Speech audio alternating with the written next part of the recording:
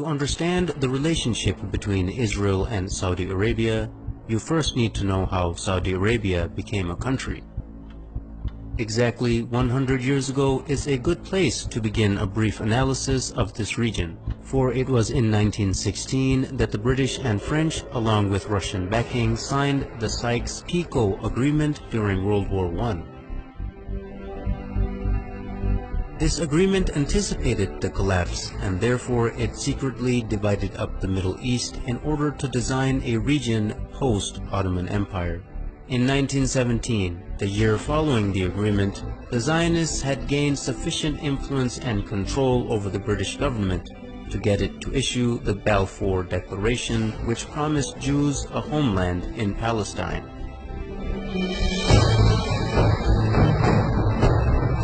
Even though the population of Palestine was at the time 85% Arab and only 7% Jewish. The defeat of the Ottoman Empire by British imperialism in World War I left three distinct authorities in the Arabian Peninsula. In the west, the Sharif of Hijaz; in the north, Ibn Rashid of Hayl; and in the east, Amir bin Saud of Najd, with his religiously fanatical followers, the Wahhabis. Britain got the most help from the Sharif of Hijaz, who led the Arab revolt against the Ottomans and helped the British defeat them. In return for his support, the British had agreed and promised him the establishment of a single Arabian country from Gaza to the Persian Gulf. After the war, however, Britain did not keep its promises. Instead, it drew up the Sykes-Picot Agreement and issued the Balfour Declaration.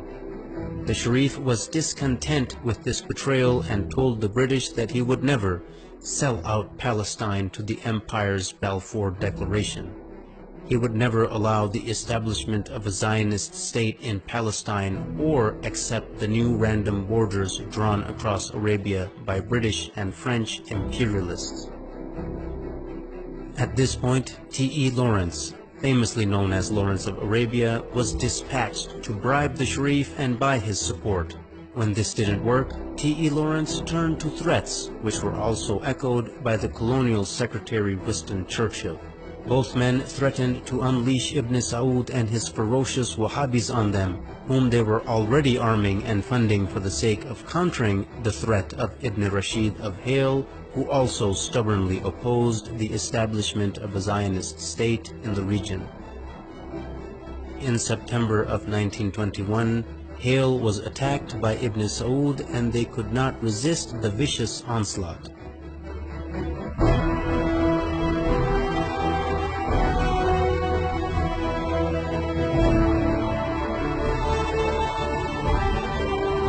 They officially surrendered in November of 1921. Hayl had dissolved into a colony of the Sultanate of Najd. By March 1924, the British realized that Sharif Hussein would not back down, so they unleashed Ibn Saud and his armies on the Hijazi territory as well. Within weeks, the forces of Ibn Saud and his Wahhabi followers began to administer what the British Foreign Secretary Lord Curzon called the final kick to Sharif Hussein and ruthlessly attacked Hijazi territory.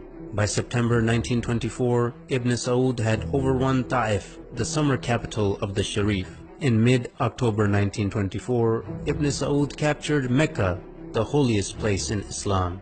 After losing Mecca, the Sharif had to flee and lose his entire territory to Ibn Saud, ancestor of the current Saudi lineage.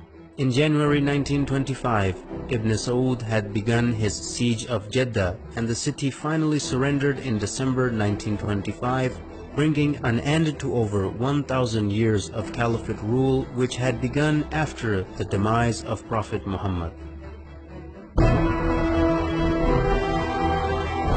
In February 1926, the new unified Wahhabi state was rebranded by the empire in 1932 as the Kingdom of Saudi Arabia. As you can see, right from the start, the man who, as a matter of principle, opposed a Zionist state in Palestine was kicked out of his own land, yet the man who was willing to allow a Zionist state to be created was paid off handsomely and given an entire new country to exploit and dominate. Even today, any nation that is opposed to the legitimacy of the Zionist entity are being destroyed one by one, while the nations that support the existence of the Zionist entity, like Saudi Arabia, are being compensated handsomely for their subservience. Are there any similarities between the Wahhabi and Zionist ideologies, who seem to be completely opposite, but both the creations of the British Empire? Stay tuned to find out.